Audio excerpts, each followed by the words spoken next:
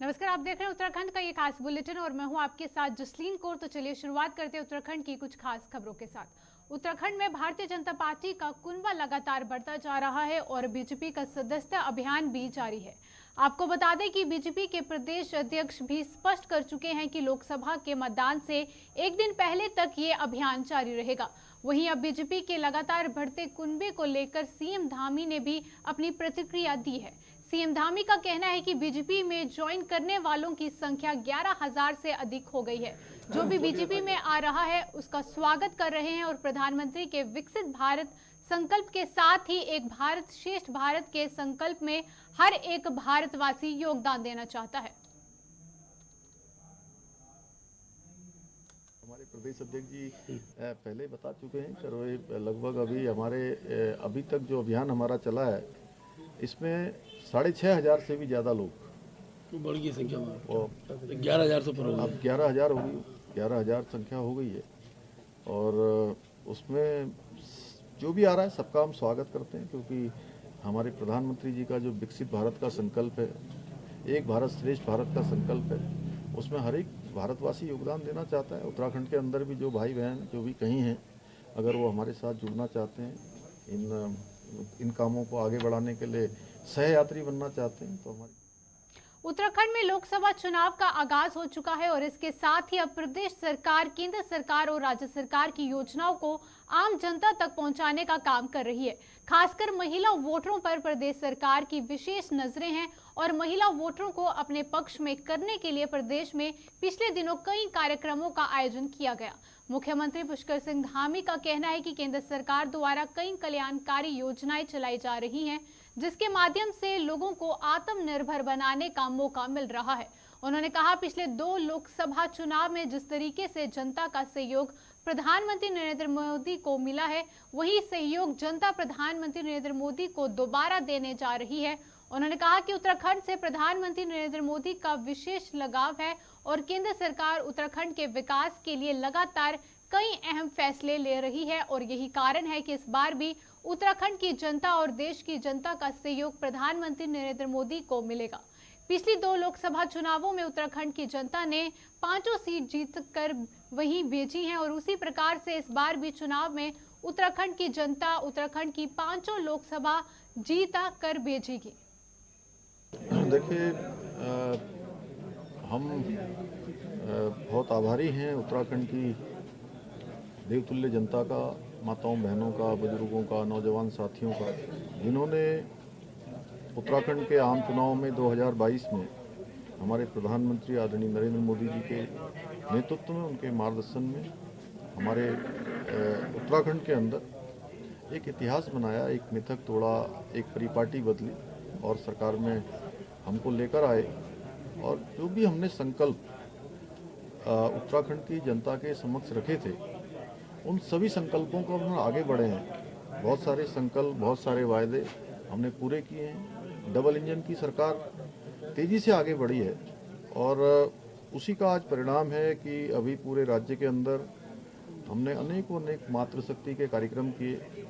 मातृशक्ति उत्सव हर जिले में हुए और उनमें हजारों हजार की संख्या में हमारी बहनों ने भाग लिया और राज्य सरकार का कहीं ना कहीं प्रोत्साहन किया, हमारी पार्टी का भी प्रोत्साहन कर रहे हैं। और इस चुनाव में चूँकि डबल इंजन की सरकार ने तेज़ी से काम किए हैं और अनेक ऐसे निर्णय भी लिए हैं। हमारे प्रधानमंत्री जी के नेतृत्व में केंद्र की सरकार ने पिछले 10 सालों में पूरे देश के अंदर जो काम किया है, उसके साथ उत्तराखंड में जो अभूतपूर्व कार्य हुए हैं, उन कार्यों को यहाँ की जनता भली भांति जानती है। प्रधानमंत्री जी का जो उत्तराखंड से लगाव है, हर एक उत्तराखंड वासी जानता है कि वो उत्तराखंड से अत्यधिक प्रेम करते हैं, उनका स्नेह है। उन्होंने हमेशा कहा है, मेरा कर्म मर्म का रिश्ता है उत्तराखंड से। तो उसी प्रकार से उत्तराखंड के लोग भी उनको अपने परिवार का मानते हैं। ये पूरा उत्तराखंड मोदी जी का परिवार है और ऐसे में मोदी जी तीसरी बार देश के प्रधानमंत्री बनने जा रहे हैं, तो पूरा उत्तराखंड अपने परिवार, जिस प्रकार से परिवार काम करता है उसी प्रकार से पूरा उत्तराखंड उनके लिए काम करेगा। और पिछले 2 चुनाव जो हुए हैं लोकसभा के, उनके नेतृत्व में दोनों में उत्तराखंड की जनता ने 5 सीटें यहाँ से जिताकर भेजी हैं। तो इस चुनाव में भी विपक्ष के नेताओं ने बीजेपी में शामिल होने को लेकर बीजेपी के चुनाव प्रभारी दुष्यंत गौतम ने कहा कि आज देश के अंदर दो विचारधाराओं का ध्रुवीकरण हो रहा है और एक विचारधारा राष्ट्रवाद की है जो कि 2047 तक गुलामी की दास्ता की कोई निशानी ना रहे। वहीं आत्मनिर्भर भारत बने, भारत विश्व गुरु बने, इस सोच के साथ प्रधानमंत्री नरेंद्र मोदी के नेतृत्व में काम कर रहा है।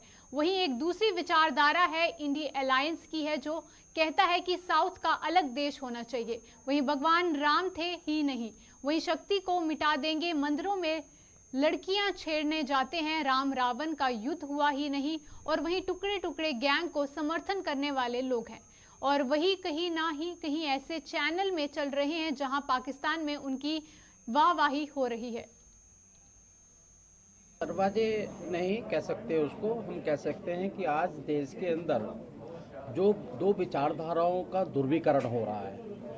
एक विचारधारा है राष्ट्रवाद की, संस्कृति और संस्कारों को आगे बढ़ाने वाली, जो हमारी चिर परिचित सनातन धर्म से चली आ रही है, सनातनों से चली आ रही है। एक वो विचारधारा है जो देश को एक विकसित भारत देने वाली है। 2047 में दास्ता की कोई निशानी नहीं रहे, आत्मनिर्भर भारत हो, भारत विश्व गुरु बने। एक विचारधारा जी, एक विचारधारा वो है जिस इंडिया अलायंस के अंदर बार बार कहते हैं साउथ का अलग देश बनना चाहिए, भगवान राम थे ही नहीं, शक्ति को मिटा देंगे, मंदिरों में लड़कियां छेड़ने के लिए जाते हैं, राम रावण का युद्ध हुआ ही नहीं, इनको हम कुचल देंगे, और टुकड़े टुकड़े गैंग को समर्थन करने वाले लोग हैं। वो कहीं ना कहीं ऐसे चैनल से चल रहे हैं जहां पाकिस्तान में उनकी वाहवाही की जाती है, चीन के वो समर्थक होते हैं। एक वो विचारधारा है। तो आज मुझे लगता है कि देश ने मोदी जी के नेतृत्व में जाना मंजूर किया है, इसलिए सभी लोग ऐसे लोग जो देश को आगे। चुनाव की घोषणा के बाद सरगर्मियां तेज हो चुकी है और वहीं वृंदावन से रुड़की पहुंचे रितेश्वर जी महाराज ने लोकसभा चुनावों में भाजपा की जीत का दावा किया है। उन्होंने कहा कि उन्हें पूरा विश्वास है कि देश में लगातार तीसरी बार भाजपा की सरकार बनेगी। उन्होंने कहा कि भारत को विश्व गुरु बनाने की कोशिशें जारी हैं और निश्चित तौर पर भारत विश्व में सनातन संस्कृति का झंडा जरूर लहराएगा। धर्म के आगे रहने से एक लाभ ये होगा कि सनातन धर्म वसुधैव कुटुंबकम की बात करता है, अर्थात सनातन धर्म 8 अरब लोगों की बात करता है। मुझे लगता है सिर्फ भारत के लोग ही नहीं, 8 अरब लोग खुश होंगे कि अगर इस संप्रदाय और इस संस्कृति को मानने वाला कोई व्यक्ति शीर्ष पर आता है तो हमारे लिए भी कुछ करेगा। तो यह सबके लिए है और ये सरकार कंटिन्यू करेगी। तो मुझे विश्वास है जो चीज़ें हमने गुलामी के काल में खो दी हैं, धीरे धीरे वो प्राचीन संस्कृति हमारे पास आएगी। हमारा हैप्पीनेस इंडेक्स बढ़ जाएगा। जैसे भूटान का ज़्यादा है, अभी मैंने सुना, इंडिया का कम है, भारत का कम है। तो भारत भी सनातन संस्कृति के रूट की तरफ जब लौटेगा तो हम हैप्पी हो जाएंगे। और आप छोड़ दीजिए राजनीति की बातें, हम इस दुनिया का, इस भारत का कोई भी व्यक्ति उससे पूछिए आपको राजनीति चाहिए कि खुशी चाहिए, वो बोलेगा राजनीति भाड़ में जाए, हमको खुशी चाहिए। आपको क्या चाहिए, प्रवचन चाहिए कि खुशी चाहिए? बोला प्रवचन से हमको कोई मतलब नहीं, हमको खुशी चाहिए। अर्थात हम सब हैप्पीनेस खोज रहे हैं और हैप्पीनेस तभी आ सकता है जब हम अपने मौलिक रूटों से जुड़ेंगे, रूट से जुड़ जाएंगे। और वो सनातन संस्कृति से जुड़ने के बाद आपके जीवन में हैप्पीनेस, आनंद, ब्लिसफुलनेस आ जाएगा। इसलिए मैं इस सरकार को पसंद करता हूं, क्योंकि अंधेरे में एक रोशनी के किरण की तरह है ये। अगर ये कंटिन्यू रहे तो सनातन संस्कृति भारत में धीरे धीरे लौट आएगी। भारत विश्वगुरु कोई बने, कब तक बनेगा ये तो पामिस्ट कोई बताएगा, जो ज्योतिष होंगे वो बताएंगे। मैं इतना जरूर बता सकता हूं कि जिस तरीके से प्रयत्न जारी है, अगर ये प्रयत्न जारी रहे और हम फिसले नहीं तो भारत निश्चित तौर पर सनातन संस्कृति के ध्वज को लेकर के विश्व गुरु बनेगा। लोगों के ऊपर रूल करने के लिए नहीं, बल्कि लोगों को प्रसन्नता और आनंदित करने के लिए। हम लोगों पर रूल नहीं करते, हम शासन करने में विश्वास नहीं रखते, हम किसी पर आक्रमण करने में विश्वास नहीं रखते, बल्कि हमारी संस्कृति, भारत जब विश्व गुरु बनेगा तो 8 अरब लोग प्रसन्न होंगे। इसके लिए भारत का विश्व गुरु बनना जरूरी है और जल्द बन जाएगा। मुझे उस समय का तो बात याद नहीं है, लेकिन मैंने तनाव की बात इसलिए कही होगी, जो 2 नाव पर होते हैं वो तनाव में होते हैं और जो एक ही नाव पर बैठा है वो पार कर जाता है। तो जिनके मौलिक विचारधारा सनातन संस्कृति के अनुरूप हैं, भारतीयों के अनुरूप हैं, वो तो पार कर जाएंगे।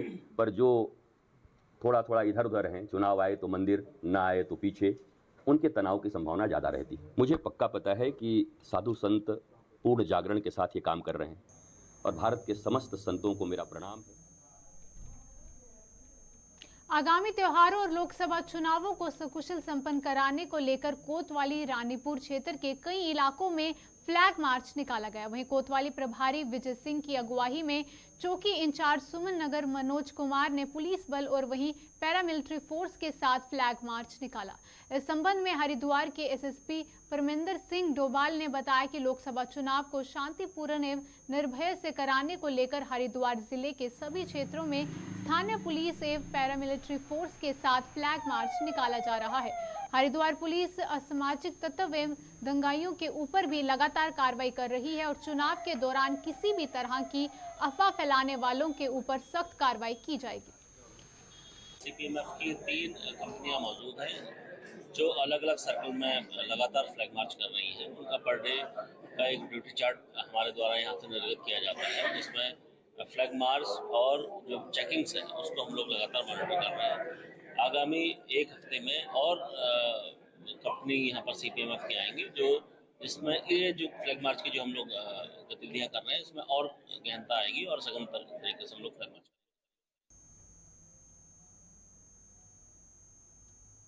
विकासनगर में पूर्व कैबिनेट मंत्री नवप्रभात की अगुवाई में एक बैठक की गई, जिसमें कि विकासनगर क्षेत्र में बढ़ते हुए नशे के प्रचलन को रोकने के उपायों पर मंथन किया गया। वहीं पूर्व मंत्री ने मुख्यमंत्री पुष्कर सिंह धामी से मांग की कि नशे के व्यापारियों के विरुद्ध कठोर कार्रवाई करने की मांग की है। उन्होंने कहा कि युवा पीढ़ी नशे की दलदल में दसती जा रही है और इस पीढ़ी को सही रास्ते पर लाकर साफ स्वच्छ समाज का निर्माण करना हर किसी का दायित्व है। वहीं पूर्व मंत्री ने बताया कि विकासनगर क्षेत्र की जनता के साथ समय समय पर इस तरह की बैठकों का सिलसिला आने वाले समय में भी जारी रहेगा। 26 जनवरी से हमने एक सत्याग्रह शुरू किया था, जिसमें हम राज्य सरकार से, इस प्रदेश के मुख्यमंत्री से लगातार एक आग्रह करते हैं कि विकासनगर क्षेत्र में जो स्मैक और ड्रग्स का व्यापार है उसको नष्ट करें, ताकि हमारी भावी पीढ़ी की रक्षा हो सके। अब हमने अपना लक्ष्य तय किया है कि हम विकासनगर के 1,19,000 जो मतदाता हैं उनमें से हर मतदाता को संपर्क करेंगे और अपने ज्ञापन पर उनका हस्ताक्षर कराएंगे, जिससे एक सामाजिक जागृति भी पैदा हो और हमारे प्रदेश की जो सरकार है, हम सरकार के जो मुखिया हैं उनका और ध्यान इस ओर जाए, वो उन व्यापारियों को पकड़ें जो ये ड्रग्स और स्मैक हमारे क्षेत्र में लाते हैं और स्मैक से जो पीड़ित हो गए हैं उनके इलाज की।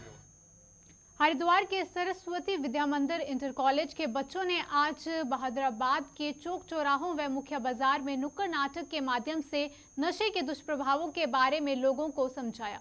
इन बच्चों ने आचार्य भानु प्रताप सिंह चौहान के नेतृत्व में एक जागरूकता रैली निकाली। उसके बाद लघु नाटक के जरिए लोगों से नशे जैसी सामाजिक बुराई से दूर रहने का आह्वान किया। आचार्य भानु प्रताप सिंह चौहान ने बताया कि नशा समाज की जड़ों को खोखला कर रहा है। समाज के हर नागरिक का ये फर्ज बनता है कि वो आगे आए और लोगों को जागरूक करे।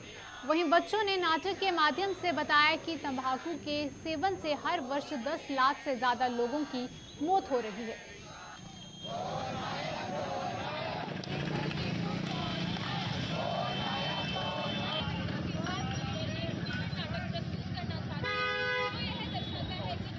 राष्ट्रीय सेवा योजना का विशेष शिविर, 7 दिवसीय विशेष शिविर जो आयोजित हो रहा है, इसके तहत हम लोग यहाँ सरस्वती विद्या मंदिर इंटर कॉलेज के द्वारा यहाँ आए हुए हैं और हमारी इकाई के द्वारा यहाँ दिन प्रतिदिन अपने अलग अलग विषयों पर कार्य किया जा रहा है, जैसे मतदाता जागरूकता अभियान, सिंगल यूज प्लास्टिक और पर्यावरण संरक्षण, डिजिटल इंडिया, टेक्नोलॉजी और अनेक प्रकार के विषयों के उपलक्ष्य में हम लोग यहाँ उपस्थित है। आज हमारे शिविर का यह 5वां दिन है। इस दिन यहाँ पर हम लोगों ने नशा मुक्त अभियान चलाया है, ताकि हम नशा मुक्त उत्तराखंड और संस्कार युक्त उत्तराखंड की स्थापना का एक संकल्प लेकर हम लोग यहाँ चले हैं और अपने समाज को, अपने परिवार को हम किस प्रकार इस कुरीति से बचा सके, ये हमारे इकाई का एक छोटा सा संकल्प है, जिसे लेकर हम आगे बढ़े हैं। सरस्वती विद्या मंदिर इंटर कॉलेज का पूरा विद्यालय परिवार और प्रबंध समिति और उत्तराखंड शासन के द्वारा हम लोग ये कार्य कर रहे हैं। मैं कार्यक्रम अधिकारी होने के नाते अपने भैया बहनों के साथ यहाँ निरंतर 7 दिन से दिन रात अपने भैया बहनों के साथ यहाँ लगा हुआ हूँ और अपने जो हमारे स्वयंसेवी छात्र छात्राएं हैं वो दिन प्रतिदिन अच्छे से अच्छे कार्य कर कर समाज के अंदर एक नई जागरूकता चला रहे हैं और यही हमारा लक्ष्य है। मेरा नाम शिवांश तोमर है। हम सरस्वती विद्या मंदिर रानीपुर भेल के द्वारा यहाँ पर एनएसएस के 7 दिवसीय विशेष शिविर में आए हुए हैं। आज हमारे शिविर का 5वां दिवस है, जहाँ पर हम संस्कृति और संस्कारी उत्तराखंड एवं नशा मुक्त उत्तराखंड के बारे में पहल चला रहे हैं। आज हम आप सबको बता रहे हैं कि नशे करने से हमारे परिवार, समाज एवं हमारे स्वास्थ्य को कितनी हानि होती है, जिससे हम अपने उत्तराखंड, अपने पूरे देश का नाम ऊपर ले जा सके और सारी कुरीतियों का विनाश कर सके। स्नेहा चौधरी, सरस्वती विद्या मंदिर इंटर कॉलेज सेक्टर 2 भेल की तरफ से यह विशेष शिविर चला रहे हैं, जो राष्ट्रीय सेवा योजना के द्वारा चलाया जा रहा है। मैं और हमारे सभी स्वयंसेवी समाज के लिए सेवा का काम कर रहे हैं। जो हमारी अलग अलग थीम्स होती हैं रोज, तो हम पहले हमने मतदान के लिए यह शिविर चलाया। आज हमारा विशेष शिविर का 5वां दिन है, जिसमें हम सभी को नशे मुक्त के लिए प्रेरित कर रहे हैं कि सभी नशे से बचें और नशे का रुड़की में रेलवे स्टेशन स्थित रेलवे कॉलोनी के नजदीक पुल का निर्माण किए जाने की योजना पर रेलवे कर्मचारियों में रोष बढ़ता जा रहा है। इस कॉलोनी में रहने वाले रेलवे कर्मचारियों ने भाजपा विधायक प्रदीप बत्रा के खिलाफ जोरदार प्रदर्शन किया। वहीं कर्मचारियों ने अपने परिवारों के साथ प्रदर्शन करते हुए चेतावनी दी कि वो इस पुल का निर्माण किसी भी सूरत में नहीं होने देंगे। बता दें कि रेलवे कॉलोनी के पास एक पुल का निर्माण कराया जा रहा है, जिसका रास्ता रेलवे कॉलोनी से निकालने की तैयारी की जा रही है। रेलवे कर्मचारियों का कहना है कि अगर कॉलोनी से रास्ता निकाला जाता है तो उनके बच्चों की सुरक्षा को खतरा पैदा हो जाएगा। मामला है, हमारे जो माननीय प्रदीप बत्रा जी हैं विधायक, वो यहाँ से नहर के उधर से पुल बनवा के और रेलवे कॉलोनी से रास्ता, उनकी मंशा है रेलवे कॉलोनी से रास्ता देने की।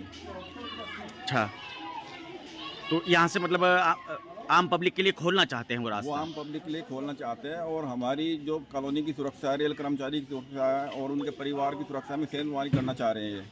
अच्छा, तो कितने परिवार यहाँ रहते हैं, उनके सामने कैसी समस्याएं यहाँ पर आ सकती हैं? कम से कम 150 परिवार हमारी कॉलोनी में रह रहे हैं और उनके सामने रोज जब आम रास्ता हो जाएगा, यहाँ से चोरी भी होगी, यहाँ से गुंडागर्दी भी होगी, यहाँ से कोई भी आएगा वो रेलवे कॉलोनी नहीं, पूरे रेलवे स्टेशन की सुरक्षा को खतरा पैदा हो जाएगा यहाँ से।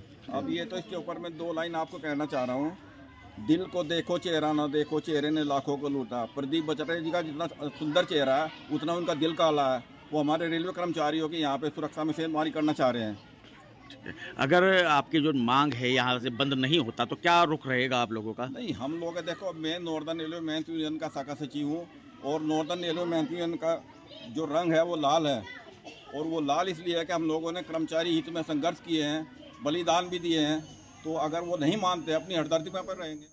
हरब्रतपुर नगर पालिका के एक कर्मचारी के साथ ड्यूटी के दौरान चौक सहारनपुर रोड पर बाइक पर सवार 2 लोगों से किसी बात को लेकर बहस हो गई। इस दौरान दोनों बाइक सवारों ने सफाई कर्मचारी के साथ मारपीट की और वहीं बीच बचाव करने आए 2 महिला सफाई कर्मचारियों के साथ भी मारपीट की गई, जिसकी शिकायत सफाई कर्मचारी संघ द्वारा पुलिस चौकी में दी गई है। वहीं सफाई कर्मियों का आरोप था कि मारपीट के साथ साथ उन्हें जाति सूचक शब्द भी कहे गए हैं।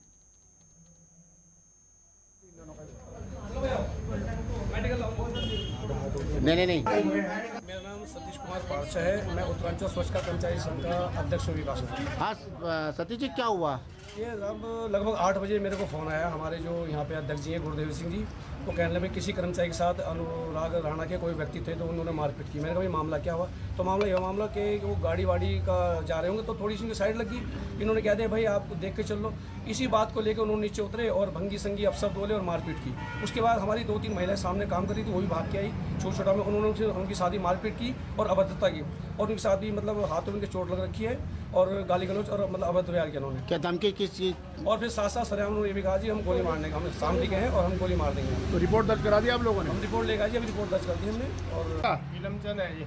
क्या मामला है?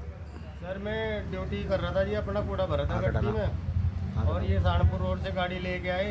कौन आए? ये जो भी थे, मुझे नाम का नहीं पता सर। और इन्हें मुड़ना था सहारनपुर उस पर पाउंटा रोड पे। मैंने कहा भाई अगर आपको पाउंटा रोड मुड़ना था तो आप इंडिकेटर दे देते।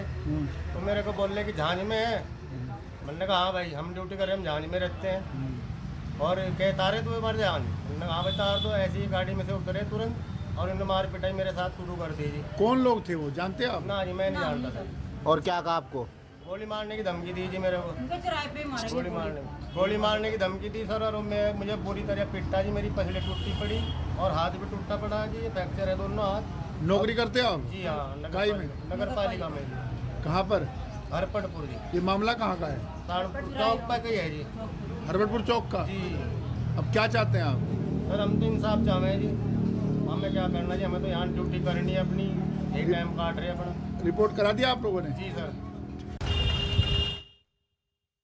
आगामी लोकसभा चुनाव को लेकर डीएम हरिद्वार धीराज सिंह गबर्याल ने रोशनाबाद कलेक्ट्रेट भवन में प्रेस कॉन्फ्रेंस की। उन्होंने बताया कि लोकसभा चुनाव की सभी तैयारियां कर ली गई हैं। वहीं 20 तारीख को नामांकन की प्रक्रिया शुरू की जाएगी और 30 तारीख को नाम वापस होंगे। वहीं साथ ही छुट्टी के दिन नामांकन नहीं भरे जाएंगे। साथ ही कहा कि 24, 48 और 72 घंटे में होने वाली कार्रवाई को हमने शुरू कर दिया है, जिसमें कि 2300 से ज्यादा सरकारी भवन के ऊपर लगे पोस्टर बैनर को हमारे द्वारा हटाया गया है। किसको पीछे करवा रहे हैं उसमें देखिए, कल से नॉमिनेशन के लिए वो नोटिफिकेशन हमारा स्टार्ट हो जाएगा। 20 तारीख से नॉमिनेशन हमारा स्टार्ट हो जाएगा और 30 मार्च तक जो है लास्ट है नाम वापसी का। और इस बार जो नॉमिनेशंस होंगे तो उसमें 30 तारीख तक जो छुट्टियां होंगी, बीच में जो छुट्टियां आएंगी तो उस समय नॉमिनेशन नहीं होगा और बाकी के दिनों में नॉमिनेशन होगा। अभी आचार संहिता लगने के बाद 24 घंटे में, 48 घंटे में और 72 घंटे में जो कार्रवाइयाँ होनी थी वो हम लोगों ने स्टार्ट कर दी हैं। और लगभग 2300 करीब जो सार्वजनिक भवन थे, सरकारी भवन थे और निजी आवास, और उसमें तो बाद में कार्रवाई होगी।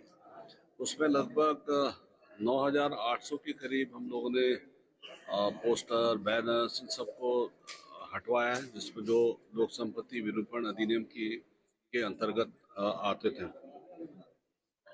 इस बार लोकसभा के चुनाव में हमारे हरिद्वार लोकसभा क्षेत्र में उत्तराखंड के अभी के बुलेटिन में इतना ही। दीजिए इजाजत, नमस्कार।